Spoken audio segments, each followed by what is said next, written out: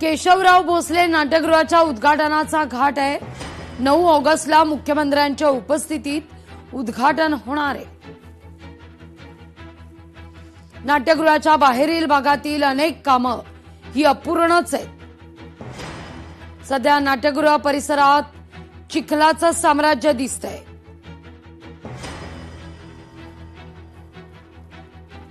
ही दृश्य आपण पाहतोय केशवराव भोसले नाट्यगृह, पण या ठिकाणी मात्र या नाट्यगृहाचं उद्घाटन करण्याचा घाट हा घालण्यात येतोय। कोल्हापुरातील संगीत सूर्य केशवराव भोसले नाट्यगृहाला आग लागल्यानंतर आता तब्बल 2 वर्ष पूर्ण होत आहेत आणि याचं काम जे आहे नूतनीकरणाचं काम विशेषतः ते अंतिम टप्प्यात आल्याचं आपल्याला पाहायला मिळते।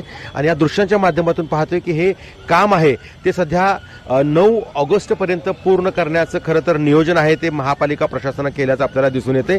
मात्र हे काम दर्जेदार व्हावं अशी मागणी जी आहे ती रंगकर्मींनी केल्याचं पाहायला मिळते। मात्र या संपूर्ण परिसरात गेल्या 4 दिवसापासून पडणाऱ्या पावसामुळे प्रचंड असा चिखल झाला आहे आणि या ठिकाणी वाहनं देखील अडकल्याचं पाहायला मिळते। समोरचा जो ट्रक आहे तो काही वेळापूर्वीच या ठिकाणी अडकलेला होता। याच ठिकाणी जी क्रेन दाखल झालेली आहे या क्रेनच्या साहाय्याने हा जो ट्रक आहे तो हलवण्यात आलेला आहे।